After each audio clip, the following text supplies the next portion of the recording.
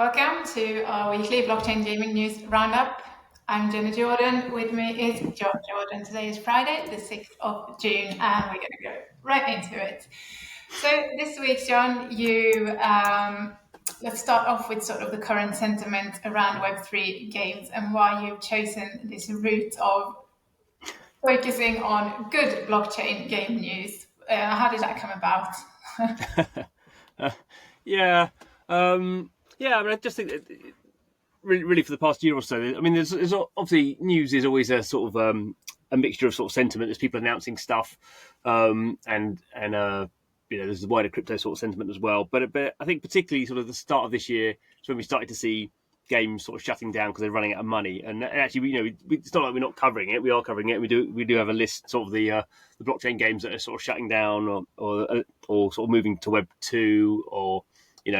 Some of them are sort of saying, "Oh, we're suspending development," quite whatever that means. So anyway, I was just feeling there was sort of we as in us, and also maybe the sort of wider industry was sort of getting a little bit sort of locked into this our own sort of whirlpool of sentiment that we must sort of cover every blockchain game that's in trouble, sort of thing. So I mean, at the start of the week we had the French company Dogami, or how do we? I don't never pronounce it right. Anyway, so they were sort of in dispute with the French government over an R&D tax credit of over €1 million. They said, and they couldn't raise any funding, and so they were they'd sort of got into what would be in America Chapter 11 administration. So they're not bust. But they basically need to sort of restructure, and they were looking for people who were interested in anyone who wanted to maybe buy them out or help them out or something like that. And that was sort of there's a few other ones as well. And I just kind of felt the website sort of main page is just becoming a list of all these companies that are not doing so well. And obviously that's, as I say, it's not to say those things aren't happening, but equally there is a lot of projects that are just sort of moving ahead, and that doesn't always generate news. So we'll see how it goes. I just sort of thought, we should be sort of, I don't want to be this sort of like a, I don't know, Pooterish thing where we're going to ignore all the bad news and just talk about all the good news all the time. But I just kind of think there is maybe a little bit of a change in sentiment that we sort of can do, and maybe it's just sort of almost like a reminder to me that, I think sometimes as any journalist in any field, it's always like, if it bleeds, it leads sort of thing, and people are much more likely to click on bad news than good news. But if we think the temptation is because those, that is more breaking news, and it really triggers kind of human curiosity, doesn't it? What was going on under the surface there, and it's definitely a strong temptation, I think, to go down that route. Yeah, and I think naming no names, there is another website that's we'll see what happens, but they seem to be actually sort of aggressively sort of digging into these sort of tales of CEOs appropriating all the money, and almost seem to be like reveling in it a little bit. So I kind of thinking the reaction against that, and I just, as I say, my view, and I've probably bored people with this many times, is that I think blockchain works in the gaming industry because it gives, as in lots of other industries, because it finally gives, like the internet or online things, it finally gives them a money system that can't be sort of hacked and is immediate, and obviously it comes with problems as well. You can get your wallet stolen, but compared to using PayPal or using Apple payment systems, I just kind of think in the end the simplest thing wins out, and blockchain is very elegant about their sort of payment and ownership methods, and it provides a sort of a platform that people can coordinate around without legal documents and stuff. So I think it's very powerful, sort of primitive. We've struggled to get it into games, and make it a success because there's always this distractive element. Sort of at any point, anyone can just dump their tokens and take the money. And human sentiment is almost impossible to, when you have that sort of situation. People always just want to, it makes sense in the game theory to sort of take the money now rather than waiting to see what happens. So anyway, blah blah blah. So we tried to talk about that's good news, and I think the other nice thing last week was writing up a lot of these things going bust. But this week, as we're going to talk in this podcast, there are it does show to me that there are, maybe there's not tons of them, maybe there's only like a couple of dozen strong projects that are really moving ahead. But I think, for blockchain, you only need a few projects to sort of prove that this stuff works. So, 99% of stuff will fail, 0.1 whatever percent of stuff is I just think, going to be incredibly lucrative, and not it's about money always, but incredibly sort of powerful examples. And so we're starting to see, I think, as the industry sort of goes on, and the people who either, were crooks or just inexperienced or didn't raise enough money, or their game wasn't really interesting enough for people, those are going to fall by the wayside. One of the problems with blockchain, obviously, is everyone is all the time talking about everything that's always going on, which you don't do in the normal sort of games industry. And because there's money to be made there, people get very excited about these sort of things. So we're all sort of hyper sensitive to a lot of these projects. So when they sort of suddenly stop talking, everyone's like, oh, they've gone bust. So the whole thing is just a very weird sort of atmosphere at the moment. But I think, focusing on the people who are really, maybe not all these games we talk about will be successful, but who are really doing interesting stuff, I think is that needs to be more emphasised rather than we're all doomed sort of thing. Yeah, that's right. And on that note, actually, talking about outstanding game developers and the ones that keep on building, the Mobile Games Awards 2025 is now live, and you can go and nominate your game there for the category best use of blockchain, I think, in game, and best use of AI in gaming, and best innovation in games. So a fair few categories there that are relevant for Web3 game developers. So do go and check that out at mobilegamesawards.com. Then, cracking on with the good news, let's talk about FIFA Rivals from Mythical Games. What juicy news have we got about that this week? Juicy news, yeah. Yeah, so this is one, Mythical Games, I've known the CEO, John Linden, before he announced Mythical Games, so I know him, pretty well. So this is one we've been looking forward to. NFL Rivals, who spoke about a lot, their American football game. FIFA Rivals, obviously their soccer version, licensed with FIFA. Obviously the FIFA Club World Cup goes live a week on Sunday. So that's going to be a massive sort of first time they've done that. So interesting, all these sort of clubs playing each other from around the world. So a lot of sort of marketing around that, and obviously this game sort of plays into that. So it's going live on Thursday, the 12th of July, through Apple and Google App Stores. June. Say again? June. You said July. Sorry. Oh, did I? Sorry, yeah, June. Oh, head in the clouds. So 12th of June, next Thursday. And I think, given that Mythical have been working, whatever, the game, the NFL Rivals game has been live for over 2 years. And we've played it quite a lot, even though we're not big American football fans. And we've sort of seen how the game has sort of progressed. Not so much on the gameplay hasn't really changed very much. It's sort of a cut down version of American football, the sort of the offensive part, or the exciting stuff, scoring touchdowns. But we've sort of seen how they've used the NFT stuff has sort of changed, and the monetization and all that sort of stuff. So they have a good sort of starting point. They know,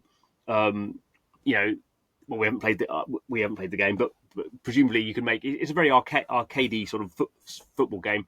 I think more arcadey than in style than the American football game. So it's not a FIFA simulation, because you have all these power moves and do all these sort of like Spider-Man acrobatics sort of, or you can do it. I think there's special moves, you can't do that all the time, but so probably like a decent football arcade simulation with these sort of special moves in. And obviously the blockchain bit is they have licensed players. So you'll have a squad of players. When you start off, unless you're spending money, most of yours will not be NFTs, but they have a process by which you can make them NFTs, sort of mint them effectively, or you can just go and buy for the marketplace. You can go and buy NFTs. NFL Rivals uses its own special currency because obviously they're going through the app stores. App stores sort of payment methods have obviously become less enforced these days, particularly in America. So we will see how FIFA Rivals deals with that. But I think we just know it's a good foundation. NFL Rivals, I would say, has been a success, even though I think they did about 7 million downloads. They did about $13 million of NFT trading volume. So not a massive hit from that point of view, but for a Web3 game going through app stores, I think it is a prime example of how to do it. And obviously, soccer is just 10 times more popular than American football around the world. They're going live against the big tournament. They're going to have, you're better buy. And I just think for people, famous football players around the world are much more famous than famous American football players. I mean, maybe the top ones, Patrick, whatever his name is, Mahoney, is probably the most famous one. But compared to like Messi and Ronaldo and all that sort of stuff, it pales. So I think we'll see how obviously these things could go either way. But it's got FIFA behind it. They've also done a massive deal with Adidas, so Adidas is the main branding in there. One of the difficulties of soccer games is you can get the players' licenses, but unless you go and license directly from the clubs, you can't get the club licenses, and that's super expensive. So I don't think they're going to have club licenses. It looks like from the footage they're just wearing generic shirts at the moment, but obviously now with Adidas they can have Adidas have licenses with clubs, so Adidas club shirts could go in. Maybe they're saying some of the sort of old retro ones as well. So they're going to have that, and they're going to have Adidas.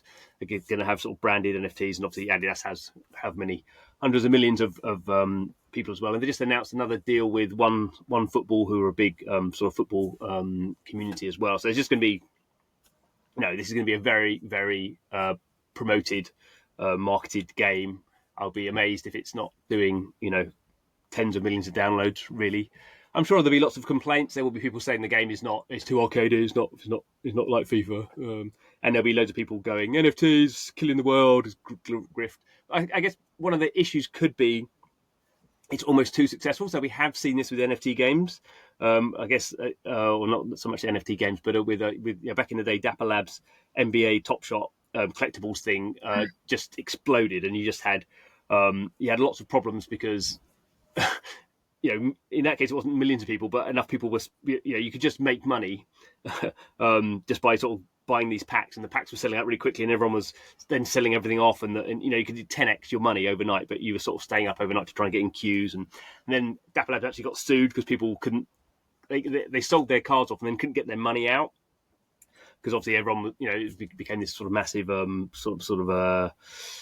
KYC money laundering sort of issue, and there actually was a big lawsuit, and actually Dapper Labs sort of got through that, but it took years. So that would be the only thing I'm sort of could be a real downside to it is when people start getting I don't know if Ronaldo or Messi are in there. I assume they probably are because I think their clubs are in there. But when those really high rare cards sort of start come through, and people will start paying thousands of dollars for them, and then people will obviously be trying to cash out. I noticed that Mythical Marketplace has changed its cash out thing. So they used to have this thing called Uphold, and now they're basically going through crypto wallets. So that will be interesting because that will be harder for people. It's running on Polygon, so the wallets is not MetaMask, so it's a more complex sort of thing going on there. So we'll see. But it's it's going to be fascinating. For one, I think we're going to enjoy playing the game, and certainly for like on the data side, sort of tracking that sort of stuff and seeing how who knows, but I think it could be, there's a I don't know 10-20% chance that I think FIFA Rivals could be looked back on as this was there was a sort of Axie Infinity, and then maybe there's a off the grid, maybe, I don't know, but MapleStory N has just gone live again, not so mass market, but it's doing good numbers, and then this could be like, this took it to the next level. So we'll see, but I'm sort of quietly confident. Good. Right, and Eve Frontier, another big, very successful so far, ambitious project. Let's talk about that. Yeah, I can't talk about this one too much because the news isn't coming out until Sunday, I think, a couple of days' time. But there have been for the founders. So the game has been in sort of we call it closed alpha, I suppose. If you bought the NF. You could get in for free, but basically you have to buy a pack and then you could be playing it. So I've bought the pack. I've not been playing it. But an email went out yesterday to what they call founders. Up to this point, everyone's been under NDA. So if you've been playing the game, you've not been allowed to share screenshots or even talk about it at all. They're lifting the NDA. They're also releasing a bunch of sort of footage or a new sort of trailer of what's been going on. So that's all happening on Sunday. That's also part of as a big the game show, the summer game show, sort of streaming thing that's happening over the weekend. So they're going to be part of that. They're also doing it on their own Twitter, on the Eve Frontier Twitter. The Eve Frontier Twitch stream will also be covering this. There's going to be. They're also talking about. They've been running these things called like eras and cycles. So they've basically been. The reason they're doing these big announcements is they're basically sort of wiping everything that's happened before. They go through these big sort of things where they wipe everything. So everyone loses everything, and then they restart it over again, having sort of made updates. So that's the process they're going through. But now people can talk about it a bit more. And I actually did talk to Hilmar. I bumped into Hilmar at the CEO at the Avalanche the Avalanche Summit in London a couple of weeks ago, and he seemed very pleased on how the this sort of closed alpha had been going. It'll be a long time. I think many years until they would say that game is sort of not in beta anymore. I think they're trying to build a fully on-chain, composable sort of sandbox universe. So quite a big, ambitious thing. But he was saying, some of the old school Eve people who hadn't been playing Eve anymore because it's just such a sort of monstrous game and takes a lot of time, that because this is a new start, they quite like that. I wouldn't think those people are very crypto friendly, really. I don't think the Eve community, I would put them much more in the sort of, we love Steam and AI slop and we hate blockchain. That would be my gut feeling on a lot of those sort of people. But I think, that he said that's sort of where most of the audience seems to be coming from. They've re-engaged with their old school sort of fans who had sort of maybe fallen out a bit out of love for Eve and just sort of churned out because that's sort of what you do after 20 years. I mean, Eve Online has been running for 20 years, so it's hard to keep everyone excited about that all the time. So. Yeah, good. So last week we announced Voya Games, or Angry Dynamites, as they are sort of better known as, I suppose. They had raised 5 million to go towards the launch of their the Craft World, which has been in beta for a long time as well, and their kind of Project Voyager, which is kind of launching in conjunction with Craft World, I guess. And this week they announced the news, which we were actually talking about before we knew. We were saying it's going to go to Ronin. It did actually, in fact, announce it was going to go to Ronin this week. So good for Ronin, good for Craft World, is it? Yeah, definitely. So as you say, again, another fully on-chain game. I mean, not complex in the way that Eve is, but like an idle resource builder where you're building up all these, you're going through presets and you're building up all these these factories that build different materials. So you take earth and then you get, I'm making it up now, you get earth to mud to clay to sand to whatever it goes, copper or something, I don't know. And you build up all these things. So there's basically an earth one, a water one and a fire one. There's an idle game, everything works on timers, but it's all fully on chain. But as I say, it's been running on a Polygon testnet. So they were saying they were going live in the summer. That means they're going live on a mainnet blockchain. So that would mean all those tokens, there's 25 resource materials, and they have this thing called Dino Coin, which is what you sort of swap between. So you might want to sell some of your copper and you get Dino Coin for that, and then you use the Dino Coin to buy, I don't know, algae or something else you need. So it's one of these games where you always need more resources than you've got. But you sometimes need, you need different resources to level things up, or this part of your factory is going slow, so you need to level those factory elements up. So you're always sort of swapping things around. It was. I think had they made this decision at different times, they may have ended up on different blockchains, as sort of the trends for different blockchains have sort of come and go. Obviously, there's newer ones coming on, so they could have gone for something like B3. I'm sure they spoke to all these sort of people, and there still are sort of grants around on Arbitrum or whatever. Or they could have done their own Avalanche L1 like people have done. So in that sense, sort of Ronin is maybe the least worst option. But I think it's clearly a good. It's an idle game. It runs on mobile or browser, but an idle browser game just, I think, fits really well with Ronin's audience, who tend to be Southeast Asia and tend to have a lot of time and not a lot of money. So I think it worked really well there. With this sort of game, you want a lot of people because you have these events, sort of time limited events, and everyone has to come together and build what they call a masterpiece.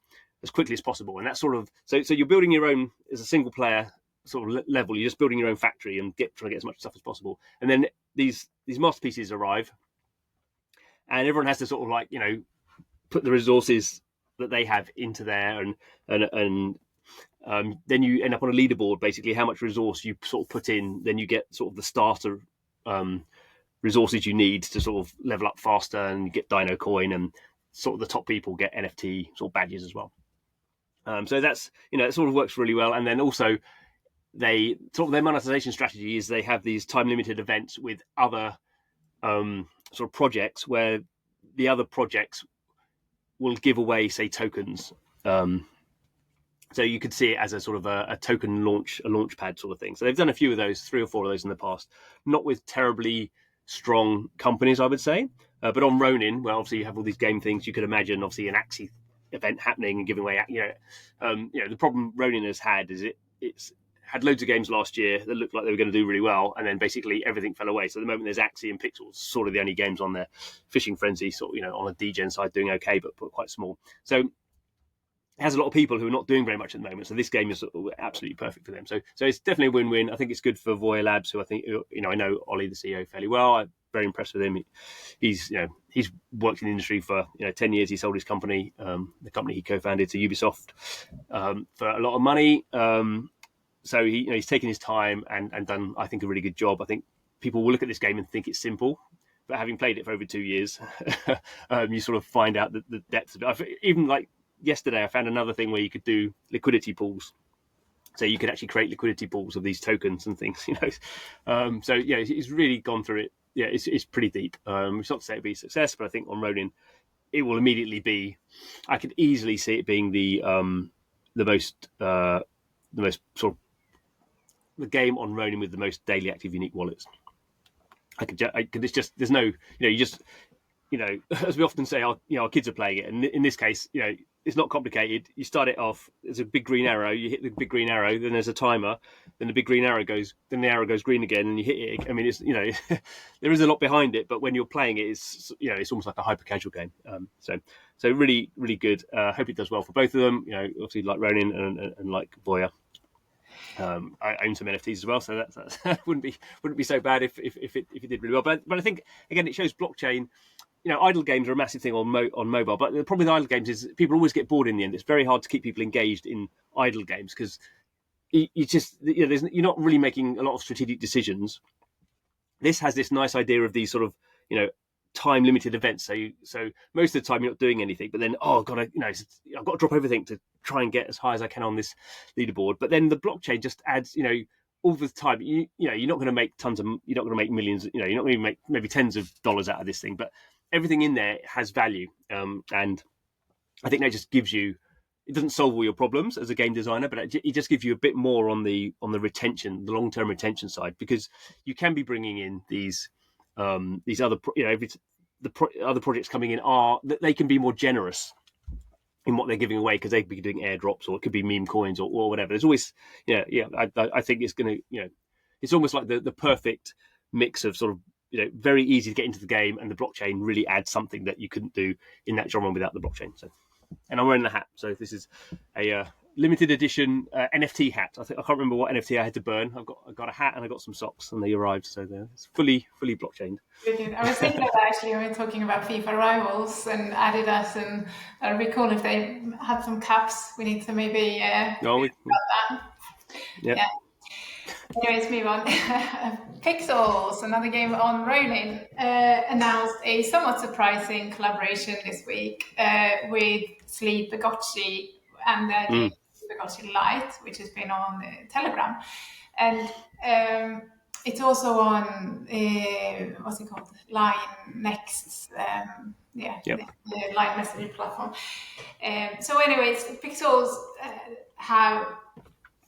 I mean, if I were to say that its expansion strategy for its staking system, it's already collaborated with games, but all of those have been games within the Ronin ecosystem. So this is the first time it's sort of going outside of that. So let's dive into that a little bit more. Yeah. So the pixel staking system is in some ways it's just taking some primitive ideas from DeFi and putting it into games, but no one's ever done it before. As we've often said, have a lot of time for Luke, who's the CEO of Pixels. He's really sort of thinking out of the box, and he's really struggled this year with the token price going down and his DAUs going down. But he's just really fully determined to keep experimenting. So the current thing with Pixels is you go, at the moment there's 3 games. So there's 3 games that are actually using the Pixels token. So the Pixels token has been live on Ronin. Obviously Pixels is using it. Pixel Dungeons are sort of like a somewhat mini game, is using it. And also Forgotten Runiverse, like a RPG, decided to ditch their own token and use Pixels. So those games are using, Pixels has obviously utility in those games because it's their in-game currency. And you don't need to play the games to do the staking. The staking is just you basically go to the staking website. You have pixels in your wallet. You choose one of the games. You stake your pixels into I'm saying into the game, but you're staking it effectively into that LP pool. They tell you what the return will be. At the moment, it's about sort of 30 to 50%, depending on the game. And then the idea is there's a certain amount of pixels. I can't quite remember if it's 20 million pixels a month. I can't remember. That might change anyway. But there's a certain amount of pixels that goes to each one of these sort of game pools every month. And so obviously the amount you get back is dependent on obviously how much you put in, and also how much pixels everyone else has staked into that game pool. So the sort of the returns go up and down as people sort of go, oh, this game's giving me more return. So people put more money into, say, Pixel Dungeon is the highest at the moment, 70% or something. So at the moment, sort of people are unstaking from Pixels and putting it in Pixel Dungeons. There's a 72-hour delay on unstaking, so you can't just do it immediately. So anyway, there's this idea that you're getting sort of a return on the Pixels, and also those games are using pixels, and it's also sort of a marketing strategy that you sort of people who may not have heard of Forgotten Runiverse, maybe like, I'm staking in it, let's go and check it out, and they over time I'm sure they'll sort of pull in some more sort of interactions between staking and actually rewards in the game, as you say. So Luke's always said he's very keen on expanding this out, and the DeFi bit will always sit on Ronin because the pixels is the Ronin token. Could be on other blockchains, but I don't think they're thinking about doing that. But other games can come in because all you're doing is basically they're getting the reward every month.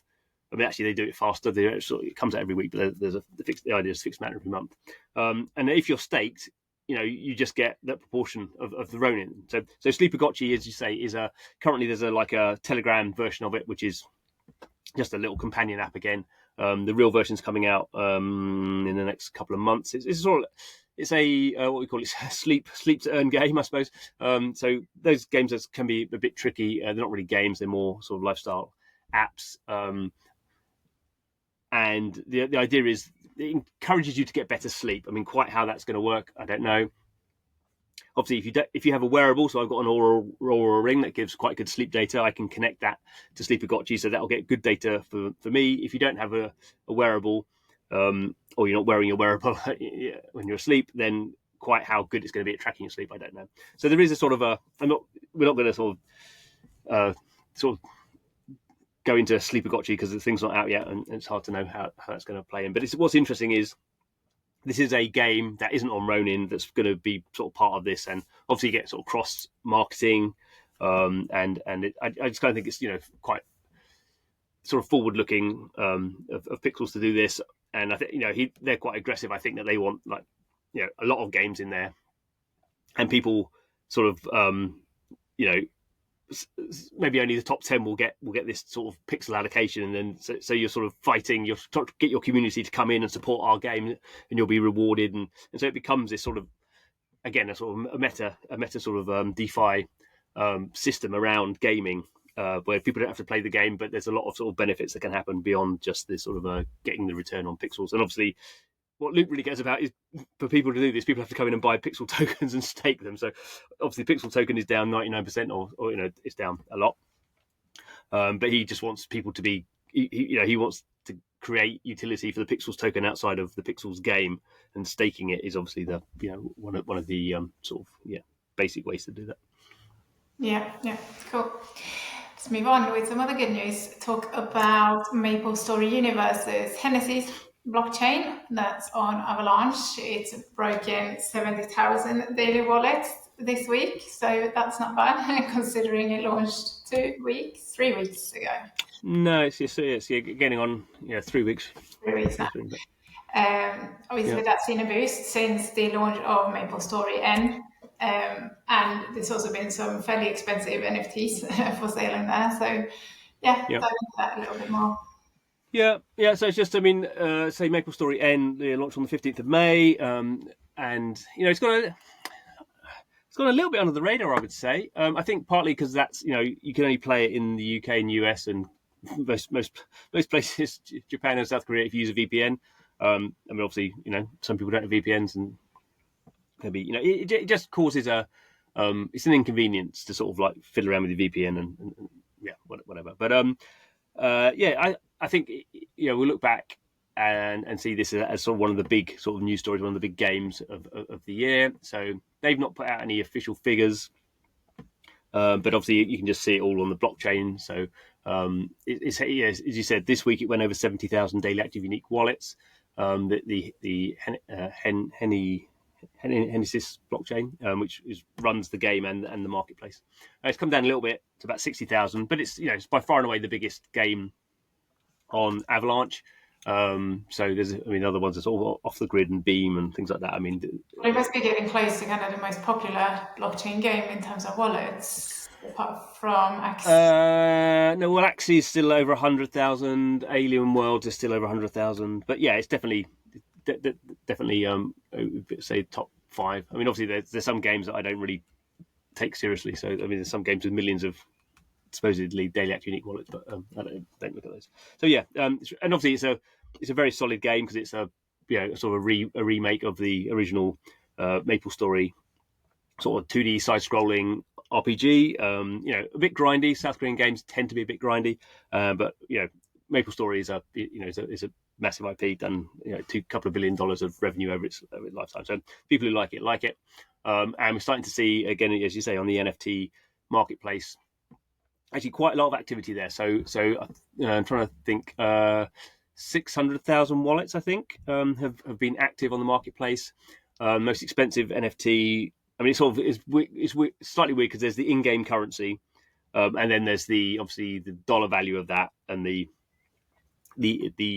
NXPC token has gone down quite a lot. That's the token of that blockchain, and the in-game assets are sort of based on a sort of an off-chain currency that's based on that value. So you've got things going in the opposite direction. That the sort of the price in the in-game currency for NFTs is sort of the most expensive ones is going up, but the dollar price is going down. So you have this slightly confusing thing.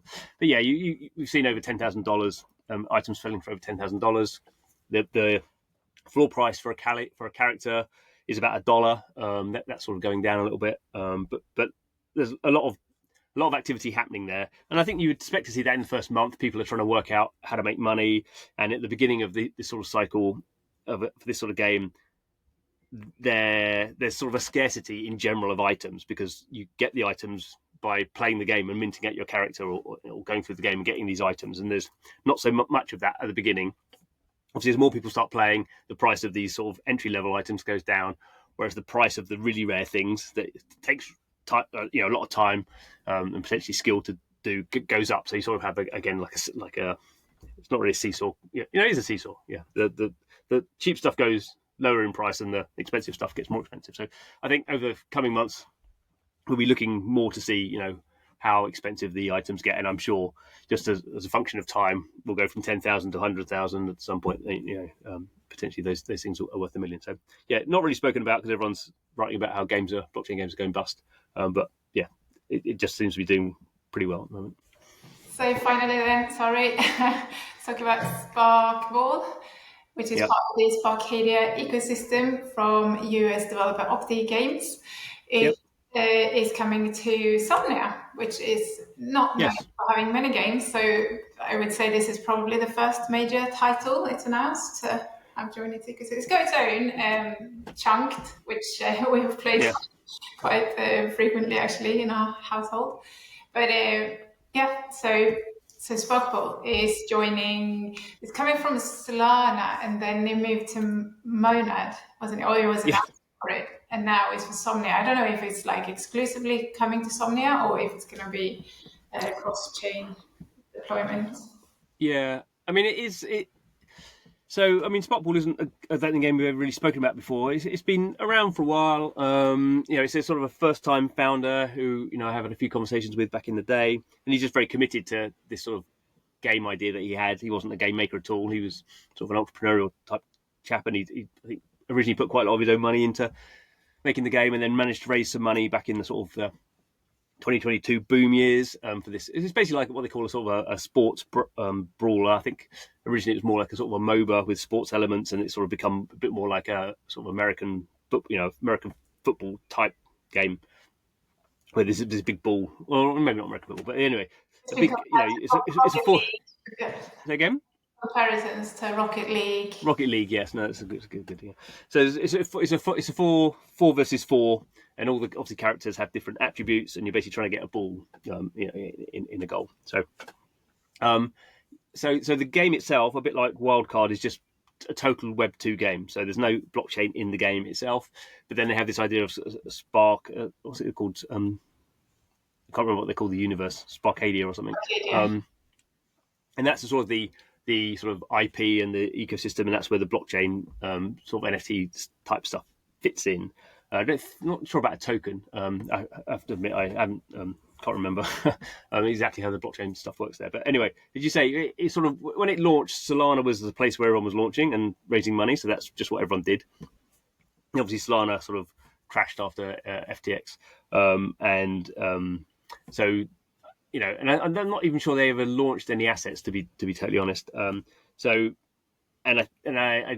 definitely know at one point they were just thinking about ditching Web3. And this is a few years ago now, and just doing it as a Web2 game. But you can't raise any money for a new Web2 game anyway, so you may as well stick with Web3. So last we heard, actually not that long ago, they were going to go on the. They announced a $2 million funding round that was partly funded by some of the people on the. Monad blockchain, which is sort of a bit, I don't think that's live yet, but a bit of a sort of degen type sort of new blockchain. Another one. As I say, yeah. So we sort of waiting for that to go live, and then suddenly they sort of said, "Oh, we're going on Somnia." And we've spoken about Somnia a bit in the past. It's this new, very fast EVM blockchain. They sort of talk about 1 million transactions a second. Quite what exactly what that means.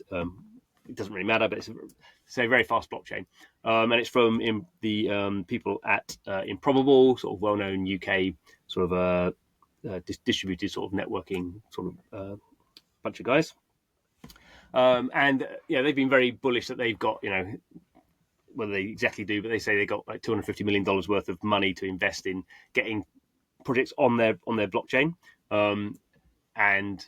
So I think from the Twitter post from Sparkball, they said they sort of ETH Denver, they just bumped into this guy from Somnia, so it wasn't a sort of a very well thought through thing. But obviously, Somnia is out there looking for a decent product to bring to their blockchain, and obviously there's probably quite a lot of sort of companies needing some sort of funding. I'm sure they haven't mentioned funding here, but I'm sure there will be some sort of funding grants, whatever how they structure it.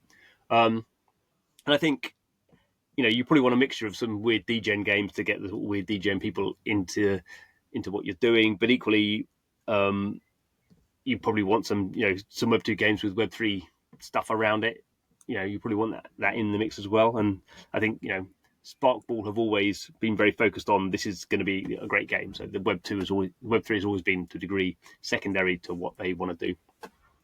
So again, I think I wouldn't call it as strong as sort of a Craft World and Ronin, but I think there is that sort of synergy thing going on there where it's sort of a win-win for both sides. So we'll see. And obviously, Somnia actually got a podcast coming out next week with the with one of the guys who's sort of involved with that as well, and we talk about when you have a very very fast blockchain that you can put a lot of data on, how that makes how that allows you to build sort of experiences that you couldn't do before. So whether Sparkball will now become a bit more of an on-chain game, I don't know. Probably a bit late for them because they're sort of into early access now. You can get it on Steam, I think. So we'll see. But I think it's always good to have a blockchain with some actual money behind it rather than just sort of grants and stuff. So keep an eye out. I'm sure there'll be more news from Somnia in the coming weeks. I think that's all from us this week. So thank you all for tuning in, and we'll see you all next week. Bye bye.